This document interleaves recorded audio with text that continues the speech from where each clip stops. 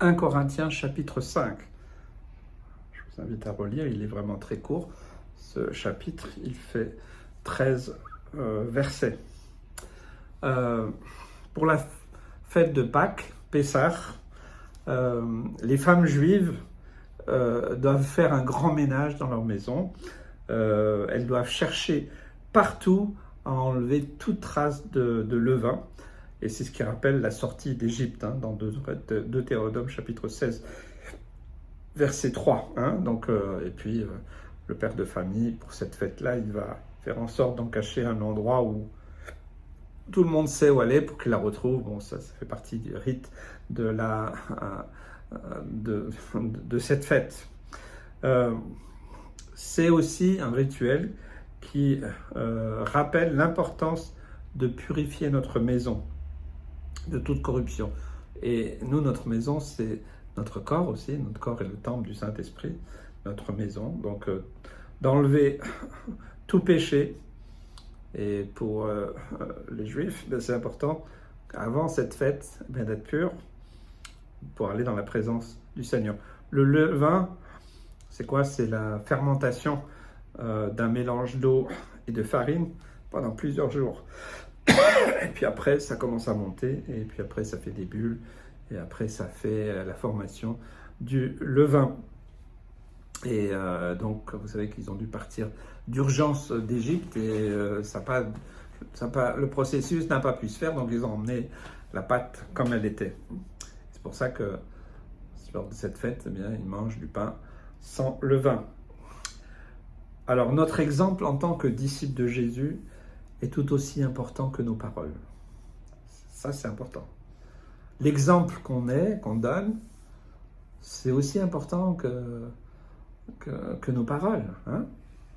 Paul s'étonnait, dans cette fameuse église de Corinthe, qu'il y avait des personnes qui commettaient des choses visiblement même pires que chez les non-croyants. Alors, il est complètement abasourdi de ce qu'il apprend. Et c'est vrai, il est regrettable de constater que certains qui se disent chrétiens peuvent avoir un comportement parfois plus mauvais que certains non-croyants. Ça ne devrait pas avoir lieu, mais ça arrive. Le problème de nos jours, c'est que nous n'osons plus qualifier le péché pour ce qu'il est. On a un gros souci aujourd'hui au XXIe siècle, c'est que déjà les traductions de la Bible au fil des siècles dilue petit à petit le message. C'est pour ça que je gardais bien vos vieilles Bibles. C'est ce que je donne comme conseil à tous. Moi, personnellement, j'ai la Louis II 1910, la Darby, la Thompson, la Colombe, mais des vieilles éditions. J'y tiens parce que je vois les nouvelles éditions. Il y en a certaines, je sais pas, on commence à changer les mots. Ils n'ont plus tout à fait le même sens. Et puis, petit à petit, on lisse les choses et la tolérance peut rentrer. Donc, c'est ça le problème. C'est qu'aujourd'hui, on n'appelle plus vraiment les choses telles qu'elles sont. Moi j'aime bien le temps des revivalistes, comme Wesley, Smith, Wigglesworth et tant d'autres, qui ont vraiment marqué l'histoire de l'Église. Et dans beaucoup des rencontres, des réunions qu'ils faisaient, on lit ces commentaires que, d'ailleurs, si vous voulez voir ces réveils, tapez sur Internet les sentinelles de Néhémie. Vous allez trouver plein de récits de réveils et tout ça. Moi, j'aime bien et je vous invite à le faire. Sentinelles de Néhémie, je crois. Et voilà, vous allez trouver tous ces textes sur les réveils. Vous verrez que les gens couraient devant. Je veux abandonner mon péché. Ils venaient, ils portaient leurs idoles, toutes les choses occultes ou autres.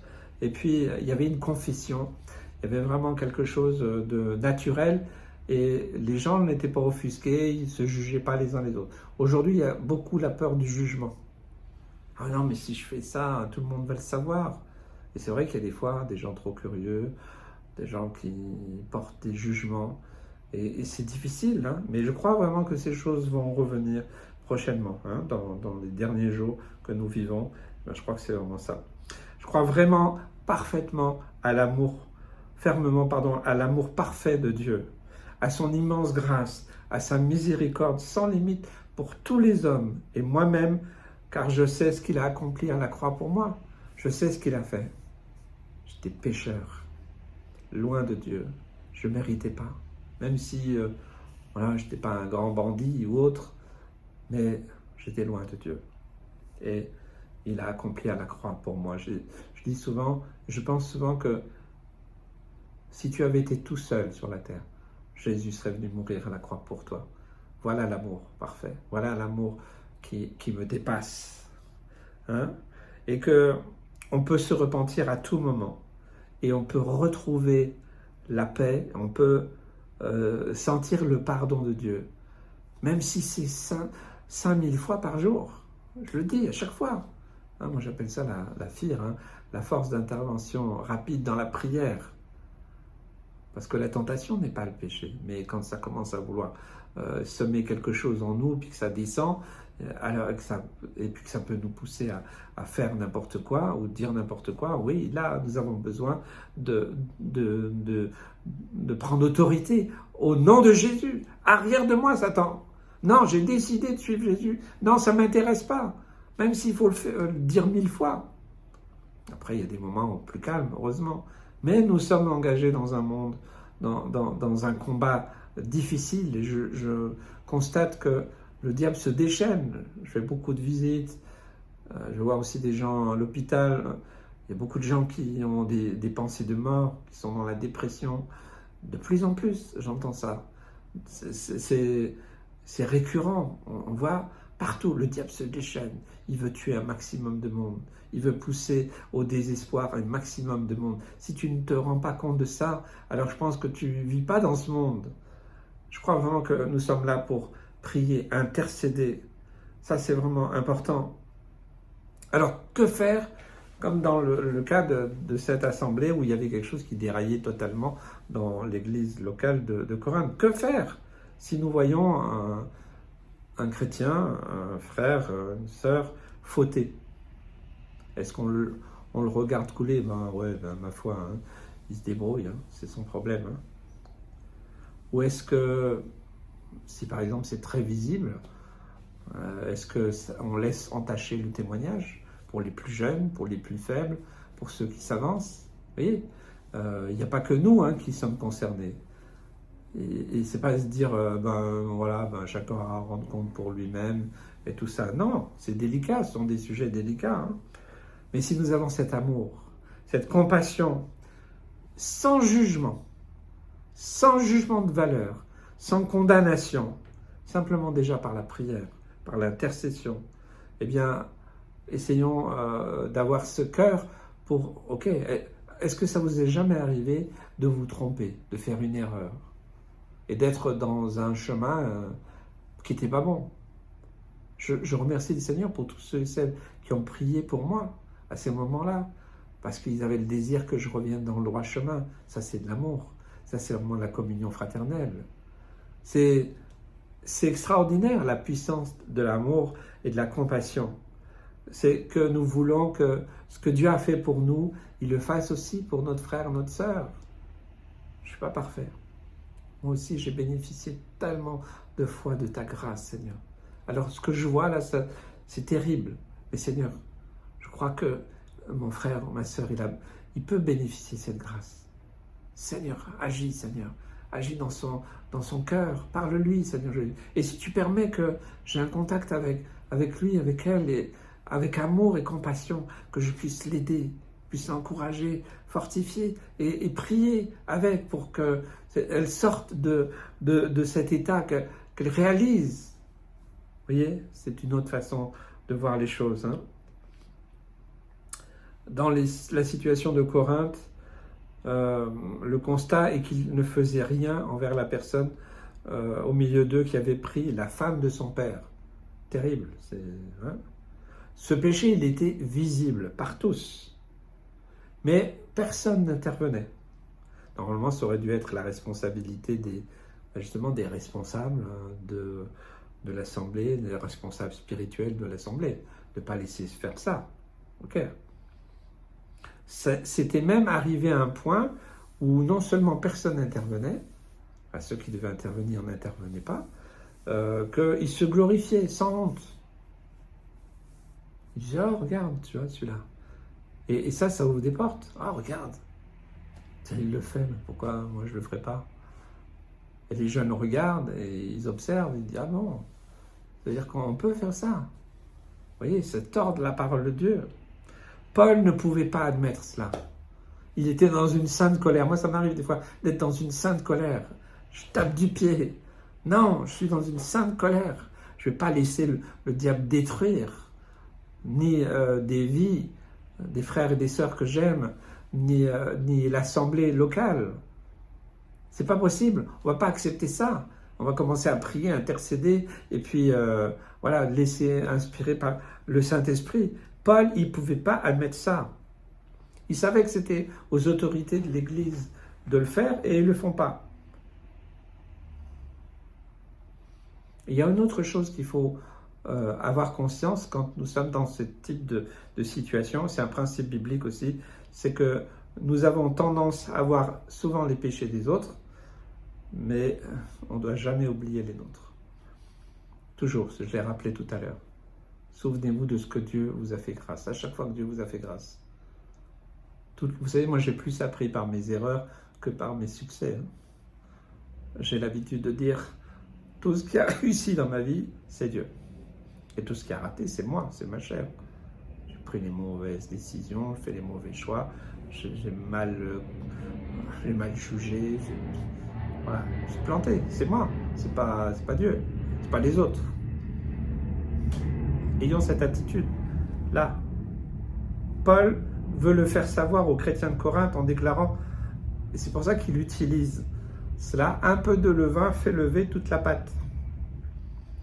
C'est que, si je voulais paraphraser ce qu'il était en train de dire, d'expliquer, eux qui connaissaient bien la parole, voilà, qui avait été enseignée, un peu de péché toléré ouvertement est très mauvais parce qu'il va ouvrir une porte, il va ouvrir une brèche et ça peut encourager d'autres à suivre le même chemin pensant que c'est pas si grave finalement.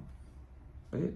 Après on oublie totalement la parole de Dieu, on en vient à des principes de vie communautaire et ce qui est toléré, c'est tolérable. Vous voyez ? C'est ça, c'est dramatique, parce que on ne peut pas être responsable de tout. En tant que pasteur, notamment, voilà, on ne sait pas tout, et puis on ne se mêle pas de la vie privée des gens, mais à partir du moment où il y a un péché qui est visible par tous, ou si quelqu'un vient, je me rappelle, il y a des années, une sœur était venue me dire, pasteur, voilà, tel homme, tel comportement, voilà, je ne pouvais pas rester sans rien faire. Donc j'ai pris cette personne avec témoin et avec amour, avec compassion. Je dis, est-ce que voilà, cette personne dit cela et voilà. Après, il y a un autre principe biblique, c'est 2 ou 3 témoins. C'est que il y en a d'autres aussi qui m'ont rapporté la même chose. Donc là, j'ai dû simplement dire, bon voilà, il faut... Je n'ai pas dit, tu es condamné, sors de l'église. Non, je lui ai dit, voilà, ça a été clairement vu, c'est un mauvais témoignage, il faut laisser tranquille cette sœur, il ne faut pas que ça se reproduise. Voilà, mettre des limites. Voilà, ça c'est, voilà, tu l'as invité à demander pardon au Seigneur et que, voilà, nous, on acceptait de lui pardonner et puis l'encourager, s'il a des luttes, des combats, à prier avec lui. Ça, c'est la bonne démarche. C'est pas dire, allez, tiens, du haut de l'estrade, certains se sont permis de faire ça, c'est terrible. Non, il faut le faire en petit comité, je dirais, voilà, avec la personne concernée. Oui, avec un témoin, ça je pense qu'aujourd'hui c'est important. Mais voilà, avec amour et compassion, en sachant que, voilà, s'il change de chemin, c'est bon pour tout le monde. Et alors les gens vont voir, il a changé d'attitude. Sans qu'ils sachent si le pasteur est intervenu ou pas, ou le Seigneur, des fois, il parle aussi directement à la personne. Voilà, il y a plein de choses possibles. Paul veut le faire savoir parce qu'il ne veut pas que ça se répande, puisque personne n'intervient. C'est vrai que c'est un sujet difficile, hein, la discipline dans l'église locale. C'est pas évident dans un monde aujourd'hui qui prône la tolérance. Ah, vous n'êtes pas tolérant, pasteur. Alors moi, je ne suis pas pour il faut, vous devez, il n'y a pas de légalisme, j'ai horreur du légalisme. Par contre, il y a des choses, des principes que je ne vais certainement pas essayer d'interpréter à ma façon. Voyez, mais ça veut peut-être vouloir dire ça. Non, il y a des choses qui sont claires. Nous devons rester fermement attachés à la parole de Dieu, comme les chrétiens de Béret. C'est pour ça, beaucoup ne lisent plus la parole de Dieu. Beaucoup ne savent pas ce qui est dit dans la parole de Dieu. Et quand ils voient quelque chose, c'est juste du jugement. Je me souviens, il y a des années, je travaillais beaucoup parmi les gens des rues, ça m'est arrivé d'en ramener. Et puis certains, ils étaient sales, ils sentaient mauvais, et puis souvent c'est les personnes eux-mêmes qui disaient « Moi, non, je ne veux pas revenir, j'ai entendu, on m'a dit des choses méchantes, je ne me sens pas bien accueilli. » Moi, ça m'a mis dans une sainte colère. Je dis « Attention, hein, tous les gens qui viennent là, ils sont acceptés, ils sont aimés de Dieu, même s'ils sentent mauvais, même s'ils sont habillés n'importe comment, nous devons les accueillir comme quelqu'un que Dieu aime. »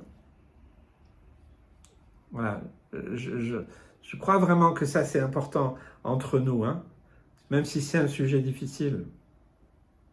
En tant que pasteur, nous ne voulons pas laisser les fausses doctrines ou des enseignements tordus, des gens qui polluent. Ah, je me souviens, il y a des années, il y a des gens qui faisaient ça, ils étaient 3 ou 4, ils venaient dans les assemblées, et puis ils venaient parler aux gens.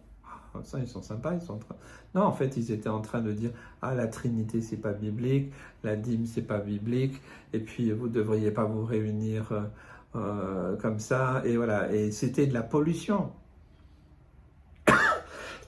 Alors, dès que je l'ai su, avec les responsables, les anciens, on est intervenus. Hein, on a prié pour que ces gens-là, ils ne reviennent plus. Ça, c'est de la pollution. C'est des fausses doctrines. Et puis, il y a des gens qui sont faibles. Ah bon, et tout ça, ah bon, pasteur, et alors, maintenant, on ne remet pas en cause ce qui est dans la parole de Dieu, on ne remet pas en cause ce qui est dans la parole de Dieu, point, on ne discute pas par rapport à ça. Que le Seigneur nous garde, parce que c'est vraiment un défi pour le 21e siècle. Il y a tellement de fables, il y a tellement, aujourd'hui on appelle bien ce qui est mal, et mal ce qui est bien, ce qui fait que ça peut nous embrouiller la tête. Et le Seigneur nous invite à veiller, à prier pour que le péché ne vienne pas se glisser parmi nous et ne fasse des ravages. Mais la part que nous pouvons faire est de prier et veiller pour que le Seigneur nous aide à nous débarrasser de toute trace de péché, hein, en priorité dans nos vies, ce levain caché, hein, qu'on ne voit pas, qu'il ait l'air petit ou non. C'est pourquoi il est important de nous aimer et de nous respecter les uns les autres, sans jugement, et de prier sincèrement les uns pour les autres. Et quand l'un de nous a des luttes, des combats, ou qu'il est piégé dans une situation dangereuse, qu'on puisse vraiment être des frères et des sœurs, bienveillants, prêts à aider spirituellement. C'est ça l'Église pour moi. C'est pas un ramassis d'orgueilleux, d'égoïstes et de légalistes. Non, c'est quand je vais pas bien, quand je sens des luttes, quand il y a des combats, quand j'en peux plus. Priez, oui mon frère, ma soeur, on prie ensemble. Venez à la réunion de prière. Si vous avez une réunion de prière, un groupe de prière, allez-y. C'est tellement important de prier les uns pour les autres. C'est formidable, hein? Notre priorité est de ressembler à Jésus. Amen. Parce que c'est important. Nous sommes des nouvelles créatures en Jésus, que nos vies soient donc des exemples autour de nous. Jésus-Christ s'est donné, lui qui est pur, saint et vrai, afin que nous soyons sauvés et que nous le reflétions au quotidien. Les gens du monde que nous côtoyons peuvent être très bien cupides, comme dans le texte, cupides, impudiques, idolâtres. C'est pour ça qu'on ne doit pas leur ressembler. Et ni commettre des choses pires qu'eux. Parce que là, on va ruiner tout notre témoignage. Ils diront, tu sais, là-bas, là, dans cette église, ils sont bizarres, là.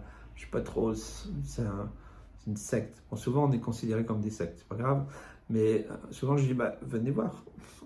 Venez voir vous-même, puis après, vous ferez une opinion. Parce que là, vous faites une opinion sur des opinions. Donc, non, venez et puis voyez. Venez et voyez, et puis le Seigneur, il agit souvent. Ah, je suis étonné. Ah, c'est pas ce qu'on m'a dit. Oui. Voilà, c'est important. On ne veut pas ruiner notre témoignage. On n'est pas appelé à juger ceux du dehors. Il faut faire attention aussi. Hein. L'homme spirituel juge tout, c'est pas pour juger les gens de l'extérieur. Non, c'est entre nous, entre frères et sœurs. Hein. Regardons plutôt si nous-mêmes nous donnons un bon exemple. Est-ce qu'on reflète Jésus? Comme l'apôtre Paul le dit dans ce texte, que nous nous laissions dépouiller de tout vieux levain résiduel du péché. Que le Seigneur nous aide et nous fortifie.